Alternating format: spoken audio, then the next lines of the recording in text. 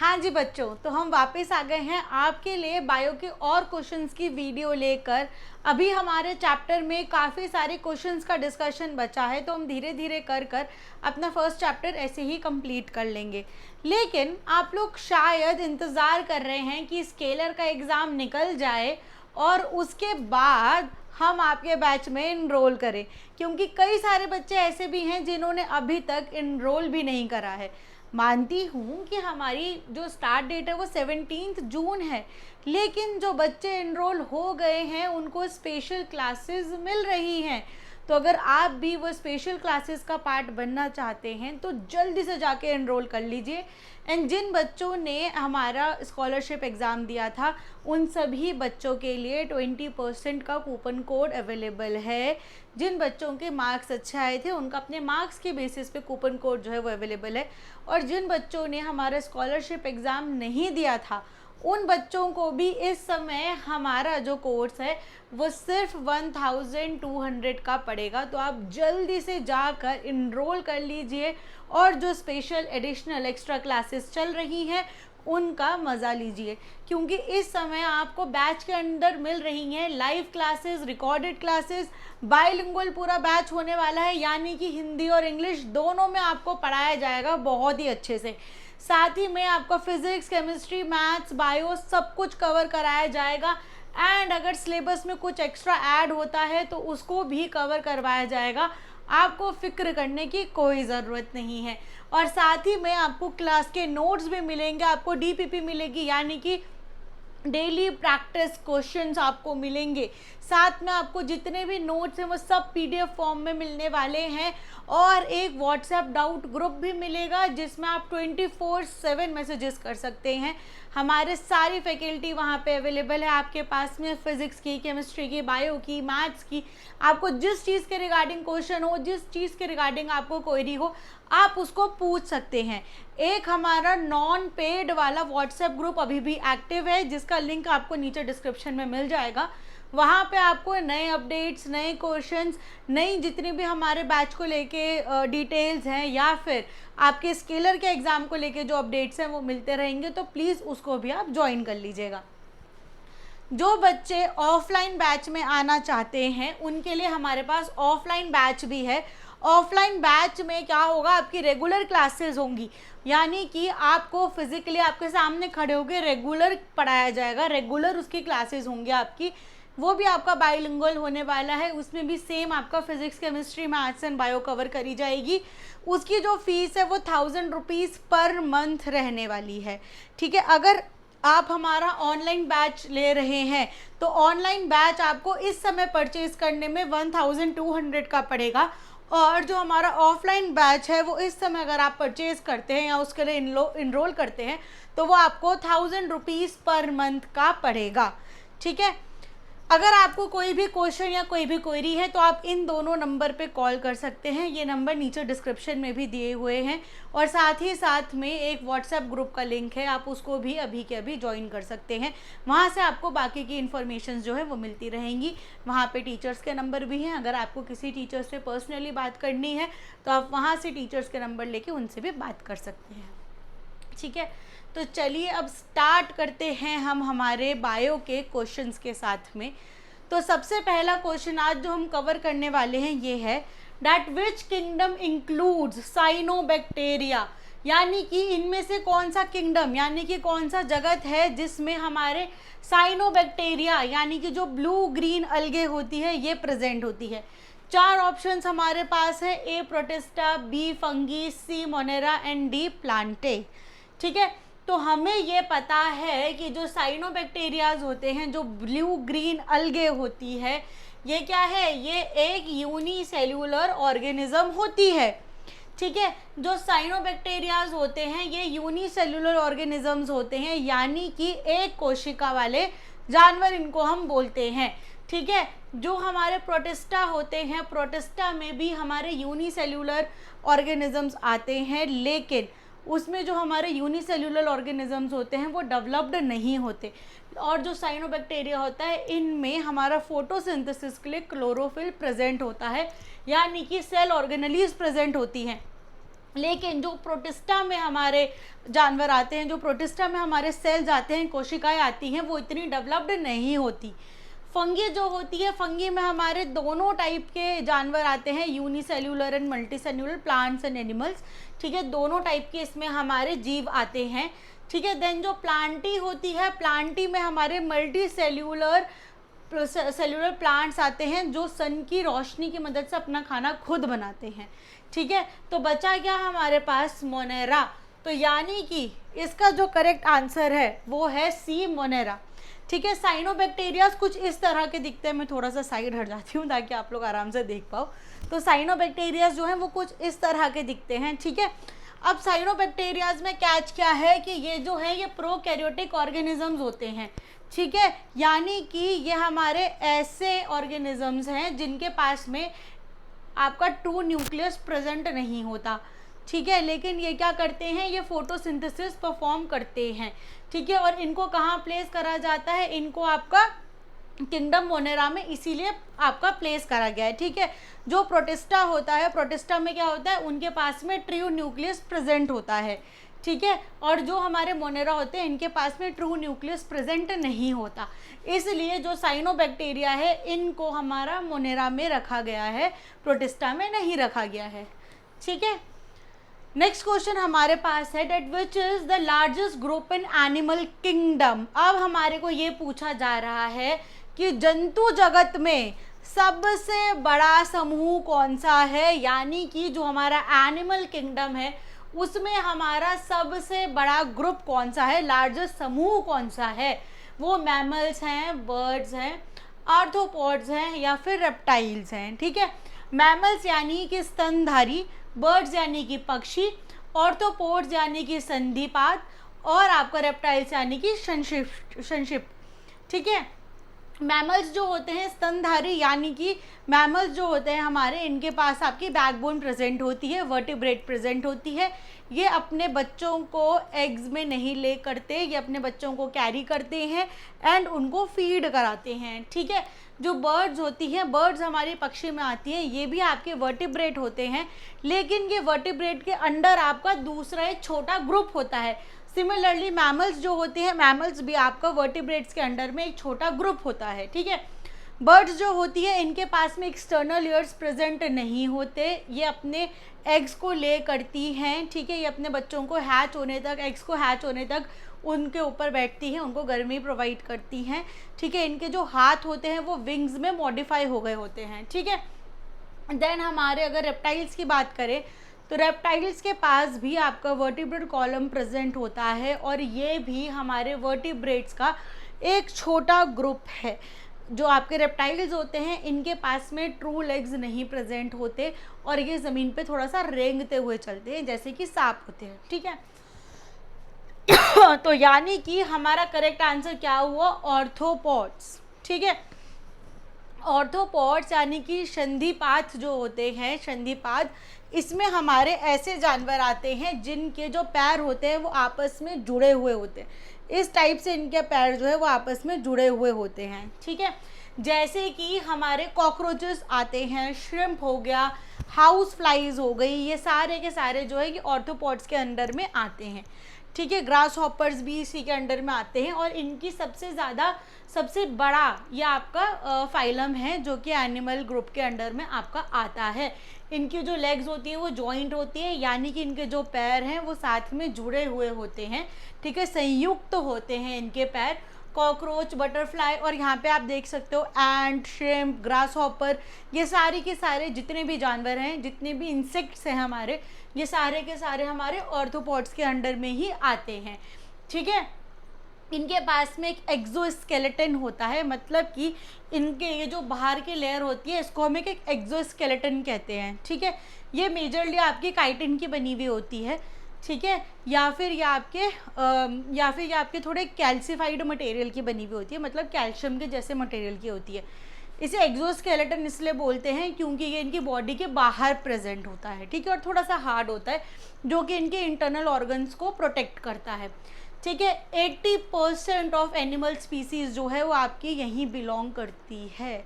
बाकी की बची हुई जो 20% है उसमें हमारे मैमल्स, बर्ड्स, हमारे रेप्टाइल्स, ये सब के सब आते हैं। ठीक है, नेक्स्ट क्वेश्चन है हमारे पास, that which of the following is not a vertebrate.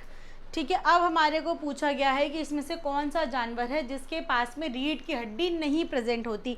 हमने लास्ट क्लास में भी डिस्कस करा था कि वर्टिब्रेट्स हमारे वैसे जानवर होते हैं जिनके पास रीढ़ की हड्डी प्रेजेंट होती है, जैसे कि ह्यूमंस, डॉग्स, कैट्स। ठीक है, सबके पास में रीढ़ की हड्डी प्रेजेंट होती है। ठीक, तो अब हमारे को ये पूछा गया है कि इसमें से कौन सा हमारा जानवर ऐसा है जिसके पास में आपका वर्टिब्रेट नहीं है, यानी कि हमारी रीढ़ की हड्डी नहीं है। इसमें से कौन है हमारा जिसके पास में आपकी वर्टिब्रेट नहीं प्रेजेंट है। ठीक है, तो हमारे पास 4 ऑप्शन है। पहला है फ्रॉग, फिर है लिजर्ड, फिर है अर्थवर्म एंड फिर है फिश। ठीक है, यानी कि मेंढक, छिपकली, केचुआ या फिर मछली। ठीक है, तो इसका आंसर तो बहुत स्ट्रेट फॉरवर्ड है, ये आप लोगों को देखते ही पता चल रहा होगा कि जो अर्थवर्म होता है, यानी कि जो केचुआ होता है, केचुए के पास में हमारी रीढ़ की हड्डी नहीं होती, वर्टिब्रल कॉलम इसके पास में प्रेजेंट नहीं होता। ठीक है, ये आपका फाइलम एनिलिडा को बिलोंग करता है। ठीक है, और साथ ही में इसको हम एक इनवर्टिब्रेट बोलते हैं। ठीक है, इसको हम क्या बोलते हैं, इनवर्टिब्रेट बोलते हैं। ठीक है, इसकी जो बॉडी होती है वो सेगमेंटेड होती है, यानी कि विभाजित होती है इसकी बॉडी। अगर आप इस डायग्राम में भी देखोगे, अगर आपको इस इमेज में ये चीज़ साफ साफ दिख रही है कि जो इनकी बॉडी है ये मल्टीपल कॉलम्स में डिवाइडेड है।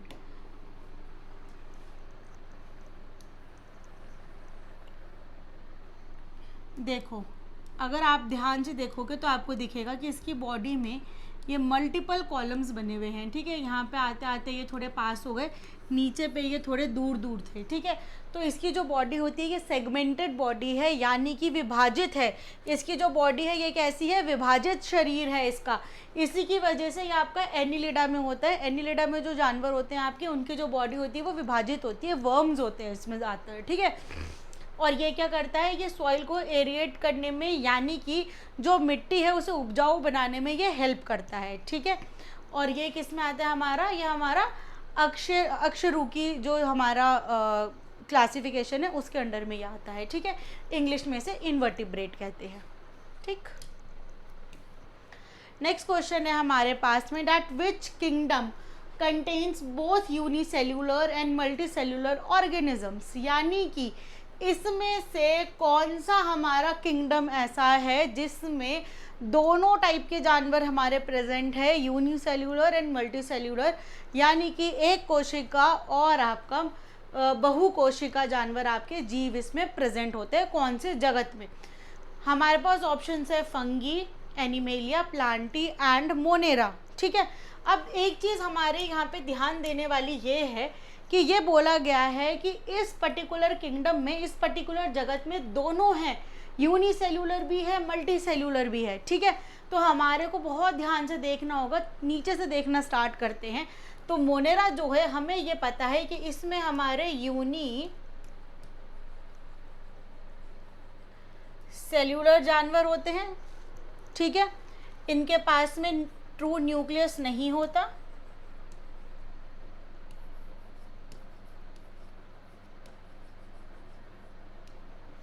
इनके पास में ट्रू न्यूक्लियस प्रेजेंट नहीं होता। ठीक है, जो हमारे प्लांटी होते हैं इसमें हमारे मल्टीसेल्यूलर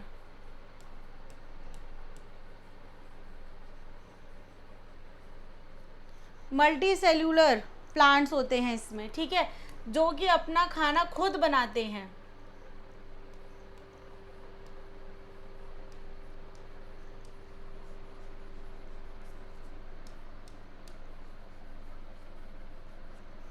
ठीक है, ये क्या करते हैं, अपना खाना खुद बनाते हैं। सिमिलर वे में जो एनिमेलिया होती है इसमें भी हमारे मल्टीसेल्यूलर जीव प्रेजेंट होते हैं, जैसे कि इंसान और जानवर। ठीक है, वो इसमें प्रेजेंट होते हैं मल्टीसेल्यूलर, और ये अपना खाना खुद नहीं बनाते। इसमें आपके मैमल्स होते हैं। ठीक है, इसमें हमारी बर्ड्स होती हैं, रेप्टाइल्स होते हैं, सारे के सारे हमारे एनिमेलिया के अंडर में ही आते हैं। ठीक है, तो बचा क्या हमारा, फंगी। ठीक है, तो इसका करेक्ट आंसर क्या हुआ, फंगी। ठीक, अब कई बच्चों के दिमाग में एक चीज़ आएगी कि मैम आपने लास्ट क्लास में हमें ये पढ़ाया था कि फंगी में तो मशरूम आती है।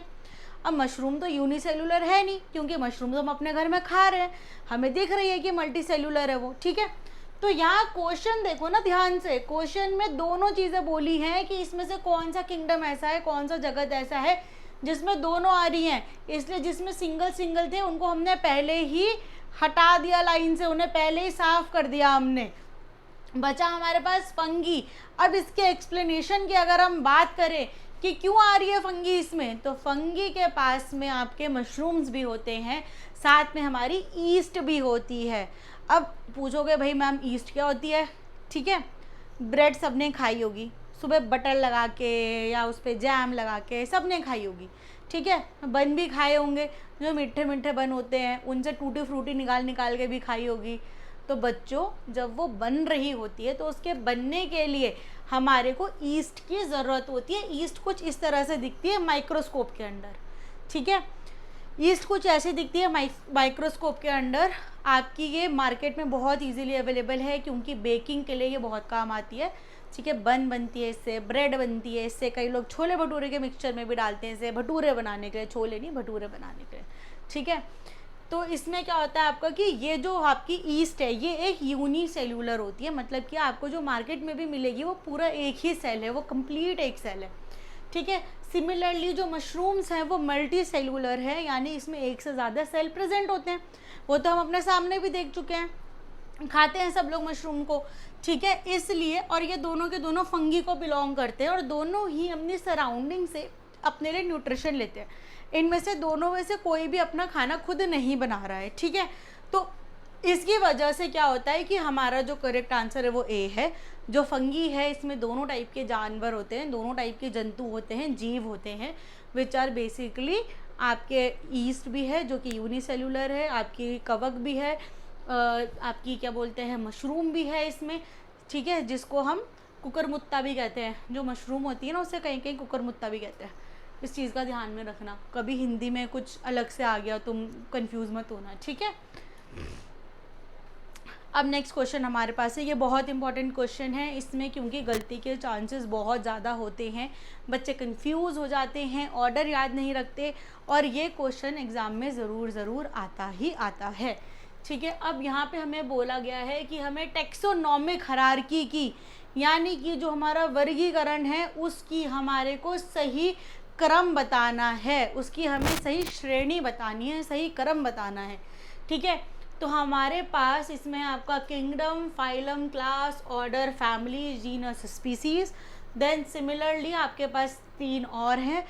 इनको मैं रीड नहीं कर रही हूँ क्योंकि तीनों की तीनों गलत ऑर्डर है, सही ऑर्डर हमारा ए वाला है, ठीक है। तो आपको इसमें गलत याद रखने की ज़रूरत ही नहीं है, गलत की हम बात ही नहीं करेंगे, जिससे कि कोई कन्फ्यूजन का चांस ही ना क्रिएट हो पाए। हम सीधा सही वाले की ही बात करेंगे, जो हमारा सही वाला ऑर्डर है। नीचे से ऊपर इस ऑर्डर को पढ़ना है।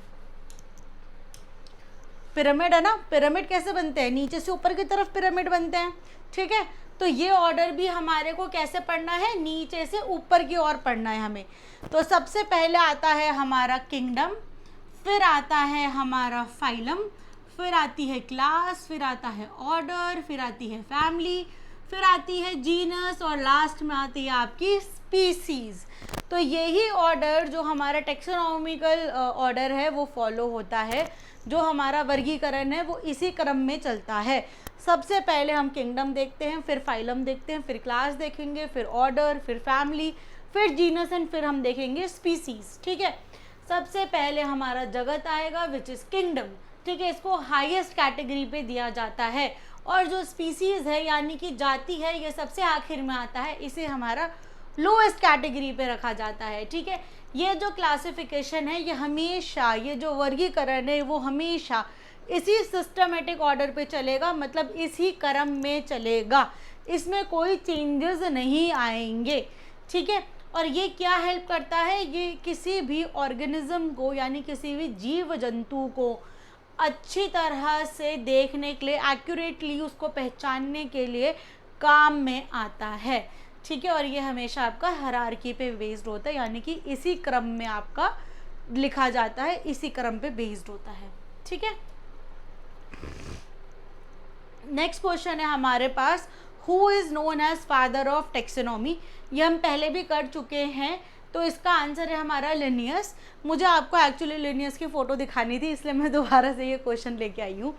ठीक है, जो लिनियस हैं इन्हें फादर ऑफ टेक्सोनॉमी बोला जाता है। इन्होंने ही जो हमारा टेक्सोनॉमिकल बाइफरकेशन है, यानी कि जो हमारा वर्गीकरण है, उसे बनाया था। और जो हमने अभी पीछे ऑर्डर पढ़ा था वर्गीकरण का, जो हमने हायरार्की पढ़ी थी, जो हमने लिस्ट पढ़ी थी, क्रम पढ़ा था, वो भी इन्होंने ही दिया था। ठीक है, इन्होंने ऑर्गेनिजम्स को यानी कि जीव जंतुओं को साइंटिफिकली क्लासिफाई करा, यानी कि साइंटिफिक बेसिस पे कि वो कौन से किंगडम में है, कौन सी जाति में है, कौन से वर्ग में है, उसके बेसिस पे इन्होंने उनको डिवाइड करा, जिससे कि उनके बारे में पढ़ना आसान हो जाए और उनके बारे में समझना आसान हो जाए।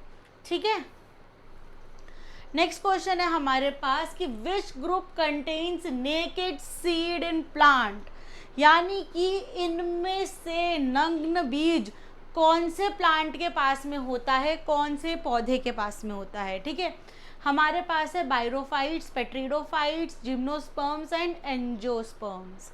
ठीक है, बायरोफाइट्स, पेट्रिडोफाइट्स, जिम्नोस्पर्म्स एंड एंजियोस्पर्म्स जो हैं हमारे पास ये 4 ऑप्शंस हैं।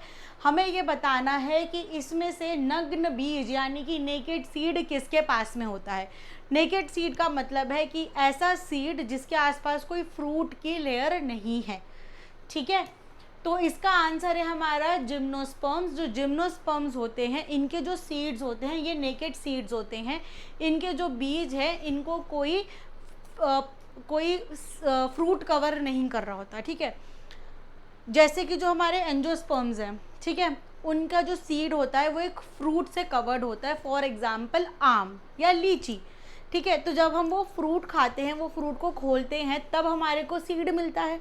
ठीक है, लेकिन जो हमारे जिम्नोस्पर्म्स होते हैं इनके सीड्स किसी भी ऐसी चीज़ से ढके हुए नहीं होते।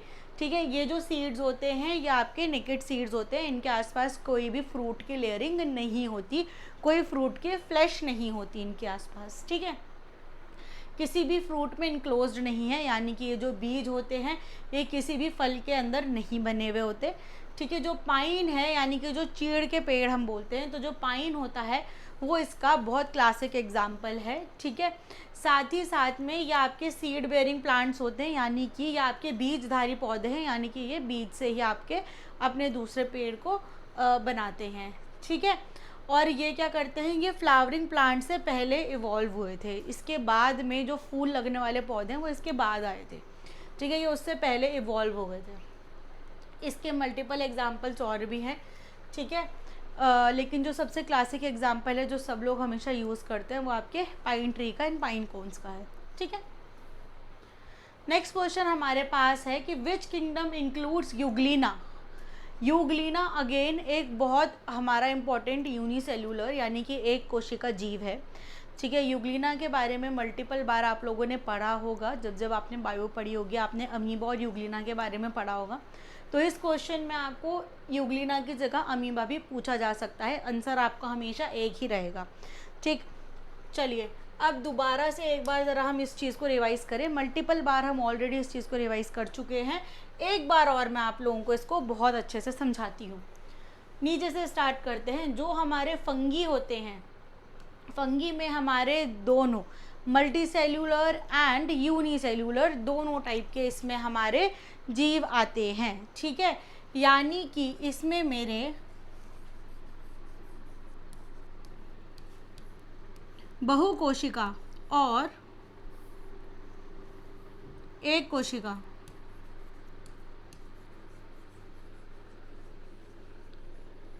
जीव आते हैं। ये अपना खाना खुद नहीं बनाते, ये जो अपना खाना होता है वो सराउंडिंग से डिराइव करते हैं। ठीक है,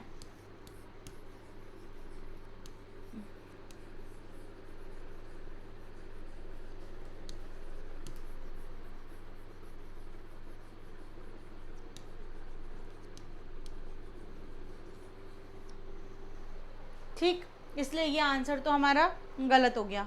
ठीक है, देन आता है हमारे पास प्लांटी। प्लांटी जो होते हैं ये हमारे मल्टी सेल्यूलर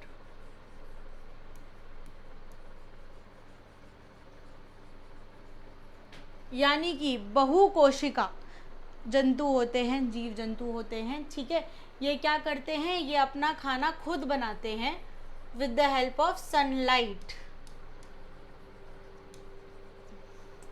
ठीक है, देन आते हैं हमारे प्रोटिस्टा। प्रोटिस्टा जो होते हैं ये हमारे यूनिसेल्यूलर, यानी कि एक कोशिका जीव होते हैं जिनके पास में ट्रू न्यूक्लियस होता है।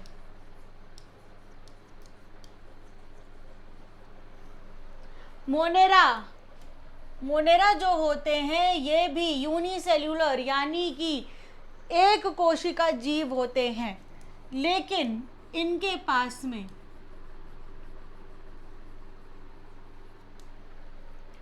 ट्रू न्यूक्लियस नहीं होता।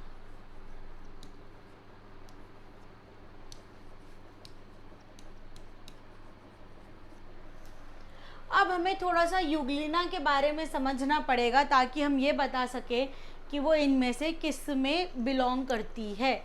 ठीक है, फंगी नहीं हो सकता क्योंकि फंगी में हमारे दोनों मल्टी सेल्यूलर एंड यूनिसेल्यूलर है और ये अपना खाना खुद नहीं बना रहे हैं।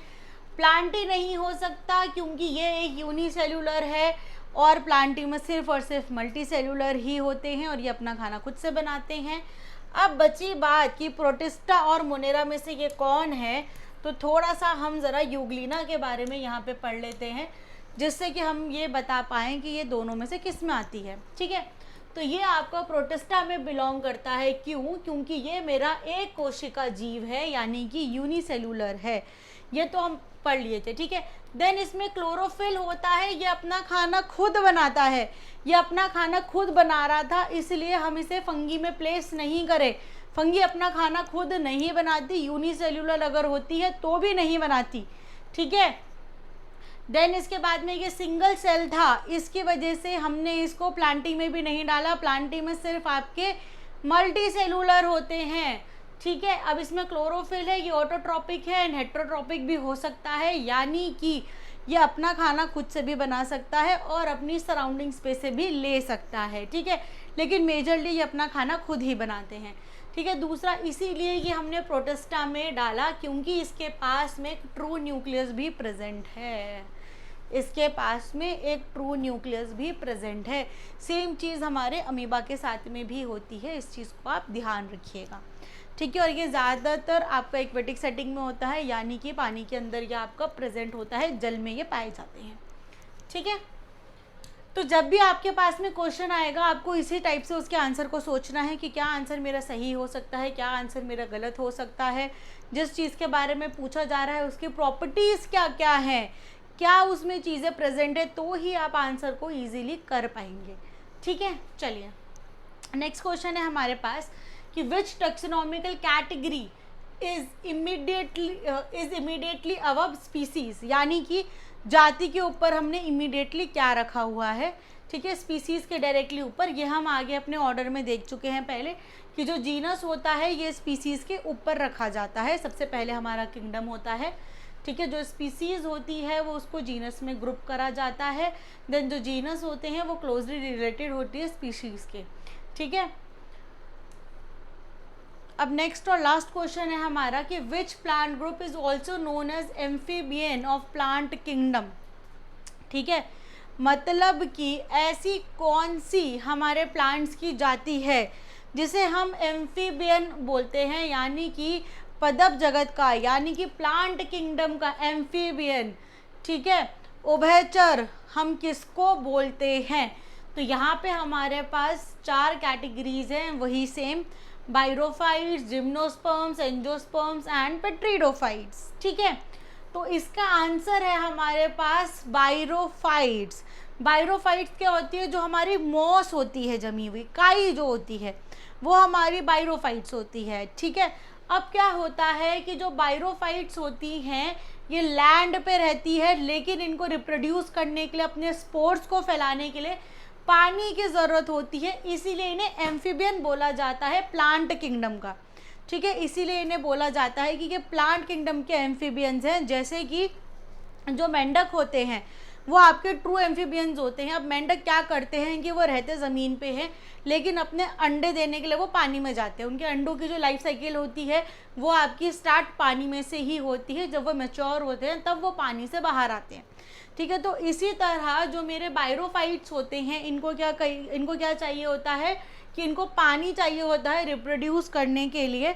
इसीलिए इनको प्लांट जगत का एम्फीबियन बोला जाता है। इसीलिए इनको क्या बोलते हैं, इनको बोलते हैं उभयचर बोलते हैं। इनको हम प्लांट किंगडम के यानी कि पदप जगत के, ठीक है। मॉस इसका सबसे कॉमन एग्जाम्पल है। कुछ इस तरह से आपकी मॉस दिखती है। इनके पास में ट्रू रूट्स प्रेजेंट नहीं होती, ठीक है, और ना ही इनके पास में ट्रू स्टेम्स होते हैं। इनके ऐसे धागे की तरह का स्ट्रक्चर होता है बस, ठीक है। और ये आपके बहुत सिंपल नॉन वेस्कुलर प्लांट्स होते हैं, ठीक है। तो बच्चों आज की क्लास में इतना ही। अगर आपको क्लास अच्छी लगी है तो please like share and subscribe कीजिएगा हमारे चैनल को, और जल्दी से जाकर हमारे कोर्स को इनरोल कर दीजिए इससे पहले कि हमारी सारी सीटें फुल हो जाए। Thank you so much for your time. मिलते हैं आपसे अगली क्लास में।